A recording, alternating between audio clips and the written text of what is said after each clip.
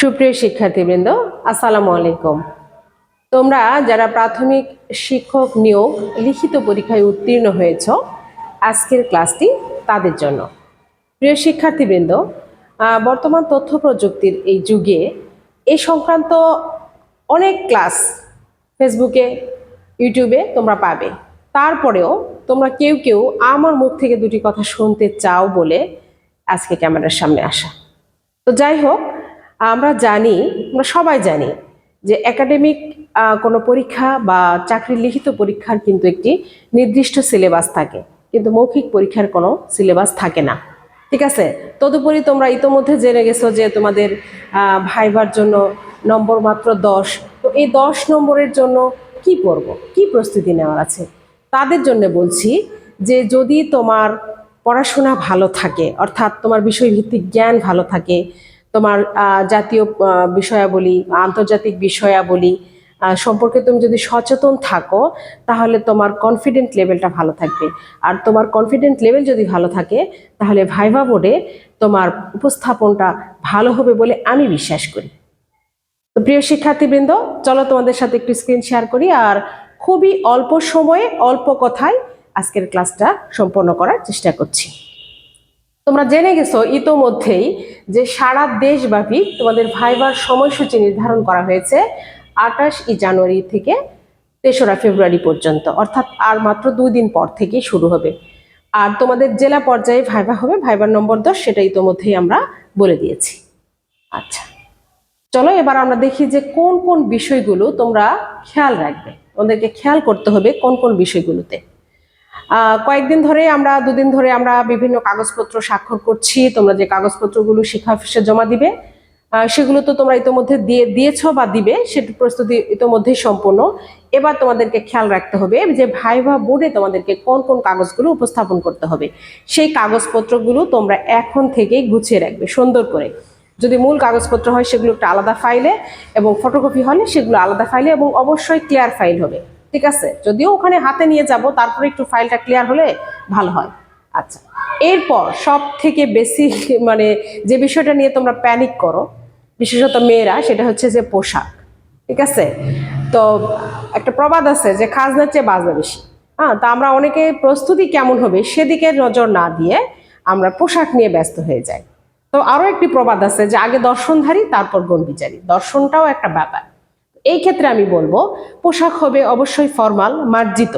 এই ক্ষেত্রে ছেলেরা প্যান্ট, ফুল শার্ট। ঠিক আছে, এখন শার্টের বা প্যান্টের কালার সম্পর্কে যদি আমরা বলি, যে কোনো মার্জিত কালারই হতে পারে। সাধারণত আমরা সবসময় বলি যে কালো প্যান্ট, সাদা শার্ট। তো প্যান্টটা কালো হলে বেশি ভালো হয়, আর শার্টের ক্ষেত্রে সাদা, অফ হোয়াইট, সি গ্রিন, এক কথায় মার্জিত কালার হলে বেশি ভালো হয়। অবশ্যই ফুল হাতা হবে। ঠিক আছে, আর মেয়েদের উদ্দেশ্যে বলছি, পোশাক নিয়ে প্যানিক করার কিচ্ছু নেই। তোমরা শাড়ি পরতে পারো, তোমরা 3 পিস পরতে পারো, ইভেন বোরখা পরতে পারো। ঠিক আছে, ফেসটা খোলা থাকবে, আর কালারগুলো অবশ্যই মার্জিত হবে, ভদ্রচিত এবং মার্জিত কালার। ঠিক আছে, এটা নিয়ে কোনো প্যানিক করার কোনো কারণ নাই। আচ্ছা, এরপর আসো আমরা বলছি যে আচরণ। এখানে আমি আচরণ বলতে মূলত বুঝিয়েছি তোমরা ভাইভা বোর্ডে কিভাবে প্রবেশ করবে, কিভাবে বসবে। আর আরেকটি বিশেষ দিক, সেটা হচ্ছে যে মুদ্রা দোষ কোনগুলো এবং কিভাবে সেগুলো পরিহার করবে। অবশ্যই প্র্যাকটিসের ব্যাপার, practice makes a man perfect. তো তোমরা যখন ভাইভা বোর্ডে প্রবেশ করবে, তোমরা একদম গেট থেকে তোমরা শুধু অনুমতিটা চেয়ে নেবে যে ভেতরে আসতে পারি বা মে আই কাম ইন। তো এই কথাগুলো কোন টোনে বলবে, না অনেক জোরে না অনেক ধীরে, মধ্যম লয়ে, যেন ভাইভা বোর্ডে যারা আছে তাদের কান পর্যন্ত পৌঁছায়। ঠিক আছে, এরপর তুমি ভিতরে সামনে গিয়ে সালাম দিবে, এবং অবশ্যই একটু অপেক্ষা করবে, তারা তোমাকে নিশ্চয়ই বসতে বলবে, এবং বসে অবশ্যই ধন্যবাদ বলবে। এখন মূল যে বিষয়টা হচ্ছে যে অনার্স মাস্টার্সের সময় কিন্তু আমরা তোমাদেরকে হাতে ধরে শেখাই। আমার মতো নিশ্চয়ই তোমরা যে প্রতিষ্ঠানে পড়ছো বা পড়েছো, সেখানে কিন্তু তোমাদেরকে এগুলো শেখানো হয়। তারপরে যেহেতু ক্লাসটা ভাইবার নির্দেশনামূলক, সেজন্য খুব ছোট্ট করে বলছি, তোমরা চেয়ারে একদম সোজা হয়ে বসবে, সোজা হয়। পরের টপিকে যদি আমরা আসি, ওকে একই সাথে আই কন্টাক্ট। আসলে মানুষের চোখের দিকে তাকিয়ে থেকে কথা বলা কিন্তু খুবই মানে দুঃসাহসের ব্যাপার। তো এইখানে আমি আই কন্টাক্টের সাথে যদি একটু যুক্ত করি ফেস কন্টাক্ট, পুরোপুরি তুমি চোখের দিকে যদি নাও তাকাতে পারো, ফেস টু ফেস থাকার চেষ্টা করবে। আর ভাইভা বোর্ডে যদি 3 জন থাকে তাহলে তুমি সোজা হয়ে বসেছো, এখন পাশের জন যদি তোমাকে প্রশ্ন করে তোমার বডি ঠিক থাকবে চেয়ারে, তোমার জাস্ট ফেসটা ঘুরে যাবে। এদিকে হলে এইদিকে ফেসটা ঘুরবে, আবার মাঝখানে হলে মাঝখানে হবে, আবার যদি এই পাশে হয় তাহলে শুধু ফেসটা ঘুরবে। ওকে, আচ্ছা। আর মুদ্রা দোষ বলতে যেগুলো আমি বলছি, যেগুলো তোমাদেরকে বারবারই আমরা সাবধান করি, কিন্তু উত্তেজনাবশত টেনশনের কারণে কিন্তু তোমরা এগুলো ভুল করে ফেলো। তোমরা যে জানো না বিষয়টা কিন্তু তা নয়। যেমন বসেই আমরা কিন্তু হাত দুটো টেবিলে রেখে দিই, এইটা প্রথমেই পরিহার করতে এবং সচেতনভাবে মাথার মধ্যে রাখবে। আবার কি করি, অনেক সময় কলম খোলামেলা করি বা কাপড় একটু করি, তো এগুলো হচ্ছে কিন্তু আচরণে মুদ্রা দোষ। আর কথা বলাও কিন্তু মুদ্রা দোষ আছে, একই কথা আমরা বারবার বলছি তো এভাবে বলছি। এগুলো একটু এখন থেকে যে 2-4টা দিন সময় পাও, একটু নিজেকে প্র্যাকটিস করো আয়নার সামনে।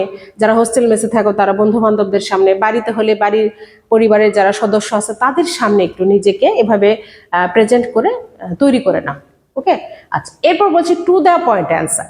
সাধারণত লিখিত পরীক্ষায় আমরা কি করি, অনেক বেশি বেশি লেখার সময় পাই বা সুযোগ থাকে। ভাইভা বোর্ডে কিন্তু অনেক বেশি বলার সুযোগ নেই। তোমাকে যে প্রশ্নটি করবে তুমি সেই প্রশ্নের অ্যান্সারটাই দিবে। তুমি একবারে বেশি বলতে গিয়ে আর একটা দিকে চলে গেলে তখন কিন্তু তুমি বিপদে পড়বে। এই জন্য তোমাকে যেটুকু প্রশ্ন করবে ওইটুকু প্রশ্নেরই উত্তর দিবে। আর শেষে বলছি ভাষার ব্যবহার, একদম মোস্ট ইম্পর্ট্যান্ট একটা পার্ট। আজকে আমি এই বিষয়টা নিয়ে তোমাদের সাথে একটু কথা বলি যে ভাষা কিন্তু একটি শক্তিশালী মাধ্যম। তুমি তোমার কথা দিয়ে কিন্তু মানুষকে আকৃষ্ট করতে পারো, মানুষকে খুশি করতে পারো। তো ভাইভা বোর্ড কিন্তু এরকমই একটা জায়গা। এই ক্ষেত্রে আমি তোমাদেরকে বলবো, কথা বলবে ধীরে না, জোরে না, মধ্যম লয়ে, কিন্তু কথার মধ্যে একটু স্থিরতা থাকবে, দম নিয়ে নিয়ে কথা বলবে, তাহলে উপস্থাপনটা বেশি সুন্দর হবে এবং একই সাথে ভাষায় উচ্চারণের শুদ্ধতা আসবে। যেমন আমি তোমাদেরকে একটু উদাহরণ দিয়ে বলার চেষ্টা করছি। সেটি হচ্ছে যে যেমন তুমি আমরা বলছি, বেশিরভাগ স্টুডেন্টরা বলে ভাই বা, আসলে ভাই বা নয়, ভাই ভা, দুইটাই ভ। হ্যাঁ, তো এইটা তুমি যখন একটু একটু দম নিয়ে বলবে তখন শুদ্ধ উচ্চারণ হবে ভাই ভা। এবং এটার ইংরেজি কি, ভাইভা ভোসি, ভিওসিই, ওটাকে ভোসি বলি আমরা। ঠিক আছে, এই জিনিসগুলো একটু খেয়াল রাখবে। আর একটু বলি, যেমন এখানে আমি বলছিলাম যে খেয়াল রাখতে হবে, আমরা অনেকে বলি খেয়াল রাখতে হবে, খেয়াল না, খেয়াল রাখতে হবে। ঠিক আছে, আর একটু যদি বলি যে আমি বলছিলাম বেসিক কিছু তথ্য, বেসিক, বেসিক না, বেসিক কিছু তথ্য। আর কি, আর একটু এখানে নেই এরকম একটা বিষয় আমরা বলি, কিছু কমন শব্দ আছে যেগুলো ভুল করলে এই ভাইভা বোর্ড কিন্তু তোমার সম্পর্কে একেবারে টোটালি একটা নেতিবাচক ধারণা হবে। যেমন কোনোভাবে যদি একটা প্রশ্ন আসে যে ঋতু সম্পর্কিত, সেখানে যদি তোমাকে প্রশ্নের উত্তর দিতে গিয়ে গ্রীষ্ম শব্দটা উচ্চারণ করতে হয়, তুমি যদি এটাকে গ্রীষ্ম বলে ফেলো তাহলে তোমার সম্পর্কে টোটালি ভাইভা বোর্ডের কিন্তু একটা নেগেটিভ ধারণা তৈরি হয়ে যাবে। ঠিক আছে, তো এই শব্দগুলোর দিকে অবশ্যই তোমরা খেয়াল রাখবে। আচ্ছা, ভয় করার কোনো কারণ নেই, ভয়ের কারণে তোমরা পড়ো, যত পড়বে তত সমৃদ্ধ হবে, তত ভালোভাবে নিজেকে উপস্থাপন করতে পারবে। চলো আমরা একটু পরের স্লাইডে দেখি তো আর কি কি জানা আবশ্যক। দেখো তো আর কি কি জানা আবশ্যক। আবশ্যক তোমার নিজের সম্পর্কে জানা। হ্যাঁ, যখন আমরা বিসিএস এর ভাইভা বোর্ড ফেস করেছি বা এখন যারা করছো তাদের একটা কমন প্রশ্ন, সেটা ইংরেজিতে বা বাংলাতে হতে পারে। বাংলাতে বলে যে আপনার নিজের সম্পর্কে কিছু বলুন, অথবা ইংরেজিতে বলে ইন্ট্রোডিউস ইয়োরসেলফ। এখন তুমি এখন থেকে নিজেকে ওই প্রশ্নের উত্তরটা গুছিয়ে না রেখে বলছে এটা আবার কোনো কথা হলো, ওখানে বললে নিজের মতো করে বলে দেবো না, সেইটার থেকে বরং তুমি যদি এই সংক্রান্ত একটা উত্তর আগে থেকে রেডি করে রাখো তাহলে তুমি ওখানে কনফিডেন্টলি বলতে পারবে, তোমাকে চিন্তা করে বলতে হবে না। ঠিক আছে, আর এই জায়গাতে অনেক বেশি ইলাবোরেট করতে পারবে না, 1-2 স্টুডেন্টের মতো না। I am Reshma, my father's name is অমুক, মাই মাদার্স নেম ইজ অমুক, আই এম 40 ইয়ার্স ওল্ড, এরকম না। তোমার নাম বলবে, তুমি কোথা থেকে এসেছো বা কোথা থাকো। যেমন I am Reshma, I am from Naogaon. যদি শিক্ষাগত যোগ্যতা সম্পর্কে বলো তাহলে সর্বশেষ যেই পাসটা করেছো, যে I have passed my BA or MA from অমুক ইউনিভার্সিটি। এইভাবে এক কথায় আমি বলতে চাচ্ছি এখানে 5 থেকে 7টি বাক্য দিয়ে তোমরা নিজের পরিচিতিটাকে গুছিয়ে রাখবে বাংলায় এবং ইংরেজিতে, যেন স্মুথলি তোমার ভাইভা বোর্ডে ডেলিভারি দিতে পারো। ওকে, আচ্ছা। এরপর বলছি আর কি, বলছে তোমার নাম, এলাকা, জেলা, ব্যক্তিত্ব, পুরো জায়গাটা আমি একসাথে বলি। নামটা ফ্যাক্ট, নামটা দিয়ে কিন্তু ভাইভাটা শুরু হয়। এমন কিছু নাম আছে যে নামগুলো ঐতিহাসিকভাবে গুরুত্বপূর্ণ, ধর্মীয়ভাবে গুরুত্বপূর্ণ, খুবই পপুলার। এই ধরনের নাম যদি থাকে তাহলে সেই নামের অর্থটা তো অবশ্যই জানবে, এবং ওই নামে যে ব্যক্তিত্ব বা যে ব্যক্তি ছিলেন তার সম্পর্কে, বেসিক সম্পর্কে জানার চেষ্টা করবে। উদাহরণস্বরূপ একটা বলছি, যে ধরো যে কোনো একজন মেয়ে ক্যান্ডিডেট প্রার্থী, তার নাম সুমাইয়া, তাহলে অবশ্যই সুমাইয়া নামের অর্থ জানতে হবে। সুমাইয়া নামের অর্থ হচ্ছে উচ্চ মর্যাদা সম্পন্ন। আর সুমাইয়া কে ছিলেন? সুমাইয়া ছিলেন ইসলামের ইতিহাসে প্রথম শহীদ নারী। এই যে এরকম তথ্য তুমি তোমার সম্পর্কে জানবে। আচ্ছা, এরপর এলাকা, জেলা বা ব্যক্তিত্ব, ঐতিহাসিক স্থান যদি আমি একবারে বলি, তাহলে তোমার এলাকা, সেটা তোমার গ্রাম, উপজেলা, জেলা, এটাতে ঐতিহাসিক যদি কোনো স্থান থাকে, যারা নওগাঁতে আছো, পাহাড়পুর, কুসুম্বা বা আরো যে জায়গাগুলো আছে, নওগাঁর বাইরে যারা আছো, রাজশাহীতে যারা আছো, তারা রাজশাহীর যে ঐতিহাসিক স্থাপনাগুলো আছে সেই সম্পর্কে কম বেশি ধারণা নিবে। আর কি ধারণা নিবে? যে ওই জেলার গুরুত্বপূর্ণ ব্যক্তি, তিনি শিল্পী হতে পারেন, রাজনীতিবিদ হতে পারেন, ধর্মীয় কোনো নেতা হতে পারেন, কবি সাহিত্যিক হতে পারেন, সেই সম্পর্কে বেসিক তথ্য তোমরা জেনে নিবে। ঠিক আছে, আজকে ক্লাসটা যেহেতু শর্ট করব, আমি এই জন্য চেষ্টা করছি খুব অল্প সময়ে একটু জাস্ট তোমাদের ধারণা দেওয়া। আমার কাজ শুধু রাস্তাটা দেখিয়ে দেওয়া, আর হাঁটতে হবে তোমাদেরকে নিজেকে। ওকে, আচ্ছা, এরপর বেসিক যে জায়গাটা হচ্ছে তোমার নিজ বিষয়, যার যার বিষয়, সেই বিষয় সম্পর্কে অবশ্যই তোমাকে ক্লিয়ার কনসেপ্ট, স্বচ্ছ ধারণা থাকতে হবে।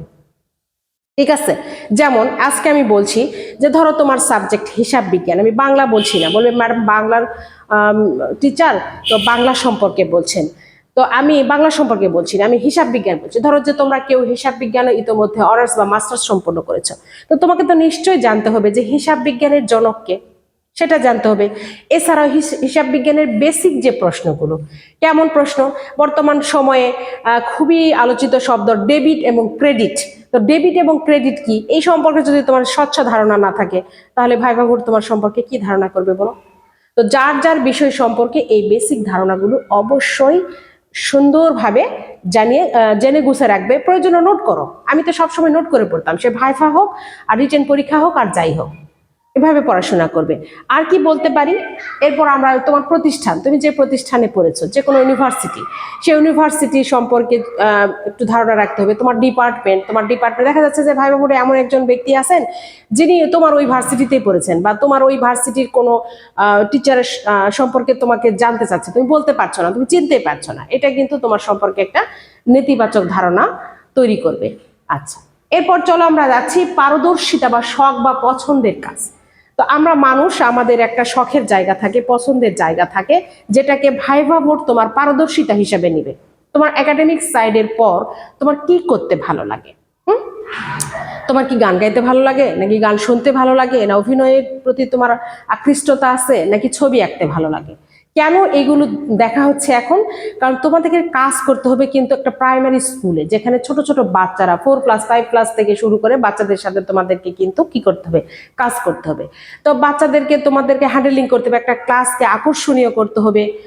সেই কাজে তোমার এই পারদর্শিতাগুলো, এক্সট্রা কারিকুলার অ্যাক্টিভিটিসগুলো করে তুমি কিন্তু ওই জায়গাটা তৈরি করতে পারবে। তোমার মেন্টালি প্রিপারেশন রাখবে, হয়তো ভাইভা বোর্ডে তোমাকে একটা কবিতা আবৃত্তি করতে হতে পারে, একটা গানের 2-4টা লাইন বলতে হতে পারে, বা ইভেন তোমাকে একটা ছবি আঁকাও কিন্তু দিতে পারে। যার যেদিকে প্যাশন আছে আর কি, ভালো পারো, সেটা তোমরা অবশ্যই উপস্থাপন করবে। ওকে, আমরা সংক্ষেপে বলছি, আমরা চলে যাচ্ছি পরের স্লাইডে। আর কি কি জানতে হবে বলে আমি মনে করছি যেহেতু এটা প্রাথমিক শিক্ষক নিয়োগ, অতএব প্রাথমিক শিক্ষা সম্পর্কিত বেসিক কিছু তথ্য তোমাদেরকে জানতে হবে। যে প্রাথমিক শিক্ষক নিয়োগ করা হয় কোন প্রতিষ্ঠান নিয়োগ করে, নিশ্চয় তোমরা জানো, অধিদপ্তর, সেখানকার তথ্য তোমাকে বেসিক কিছু তথ্য জানতে হবে। আর কি, বর্তমান কি আমরা জানি অন্তর্বর্তীকালীন সরকার, তো অন্তর্বর্তীকালীন সরকারের কোন উপদেষ্টা শিক্ষা মন্ত্রণালয়ের দায়িত্বে আছেন তার সম্পর্কে অবশ্যই তোমাদেরকে জানতে হবে। আমি কিন্তু উত্তর বলে দিচ্ছি না, উত্তর কিন্তু আমার কাছে রেডি, কিন্তু আমি বলছি না। আমার কথাগুলো শুনে তোমরা সুন্দর করে নোট করে ফেলো এই জিনিসগুলো, এই জায়গাগুলো আমি খুব সংক্ষেপে বলছি, তোমরা আরেকটু ডিটেলস এই জায়গাগুলো সম্পর্কে ধারণা নিয়ে রাখো। ওকে, আচ্ছা, আর কি, এই যে প্রাথমিক শিক্ষা বাংলাদেশে কখন থেকে বাধ্যতামূলক করা হলো, তারপরে হচ্ছে কাজের বিনিময়ে শিক্ষার বিনিময়ে খাদ্য, এই প্রকল্প কখন থেকে চালু করা হলো, বর্তমানে প্রাথমিক শিক্ষার মানে কি অবস্থা, কত ছাত্রছাত্রী অনুপাত বা শিক্ষক অনুপাত, এই বিষয়গুলো সম্পর্কে একটু ধারণা, স্বচ্ছ ধারণা, অবশ্যই মনে হয় সম্ভবত এরকম না, স্বচ্ছ ধারণা।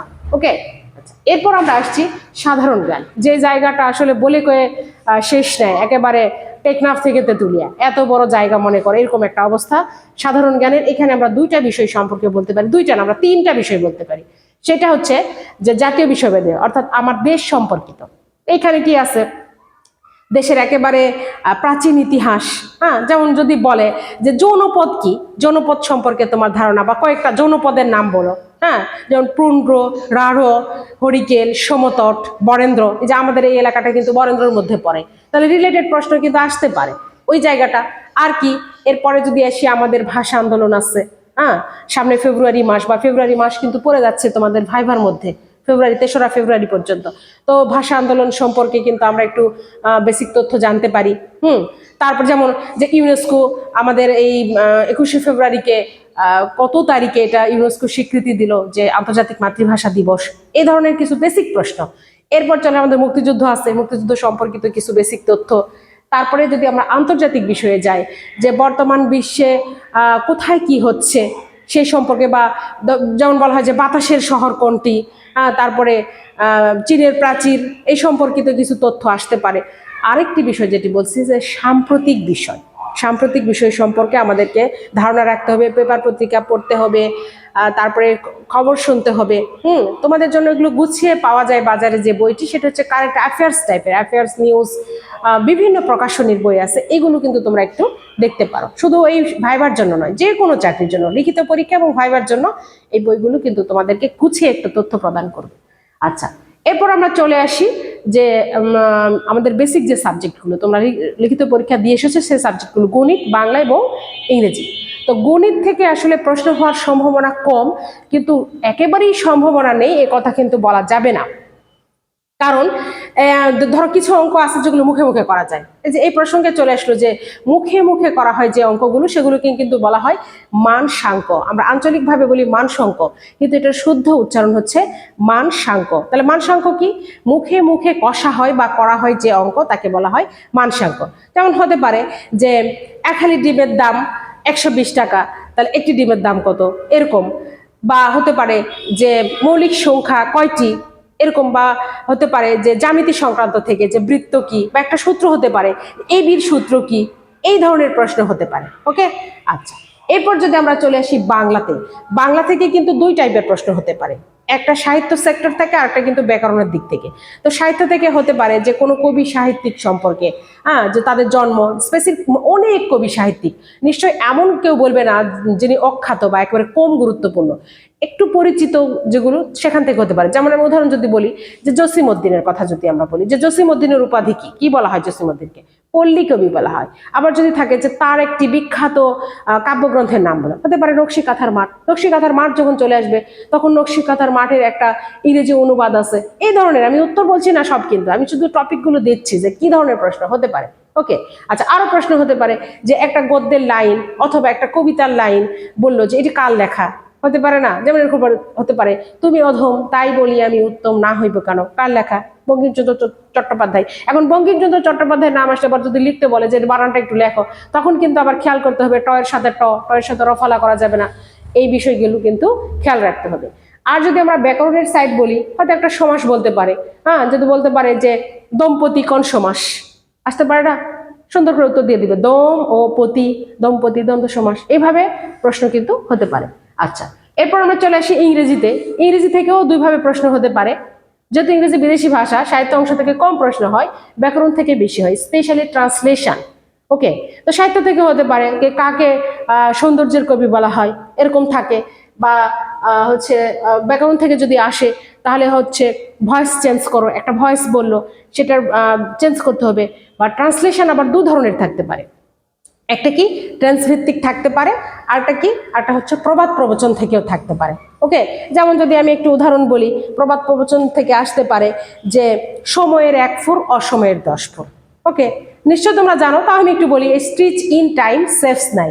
আবার ট্রান্সলেশন থেকে যদি থাকে, যেমন বলছে যে আকাশ নীল, আবার হতে পারে আকাশ কি নীল, আবার আকাশ কি নীল। এই যে কণ্ঠস্বর দিয়ে কিন্তু তোমাকে বুঝে নিতে হবে যে কোনটা প্রশ্নবোধক বাক্য বলছে আর কোনটা আবার আশ্চর্যবোধক বাক্য বলছে, সেইভাবে তোমরা কিন্তু উত্তর করবে।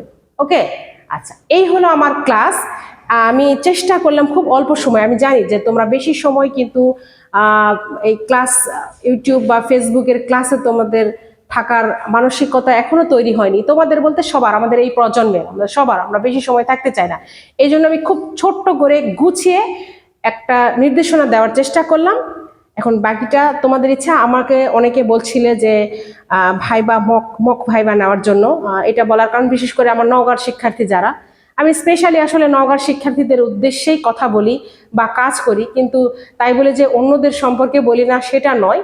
আমি একা তো আর পুরো দেশ উদ্ধার করতে পারি না। আমি আমার পরিসর, আমার চারপাশটা, আমার হাত যেটুকু যায় এর মধ্যেই আমি কাজ করার চেষ্টা করি। তো অনেকে বলছিল যে মক ভাইবা, স্পেশালি আমরা 18তম শিক্ষক নিবন্ধনে মক ভাইবা নিয়েছিলাম এবং তারা খুব স্যাটিসফাইড ছিল এবং অনেকেই চাকরি হয়েছে। এটা হয় কি যে কথা বললে যে জড়তা বা কোন ভুলগুলো হচ্ছে তা তাদেরকে আমরা টু দ্য পয়েন্টে ধরিয়ে দিয়েছিলাম, সেই জায়গাগুলো থেকে তারা উত্তরণ করে ভাইবা বোর্ডটাকে ভালোভাবে ফেস করতে পেরেছে।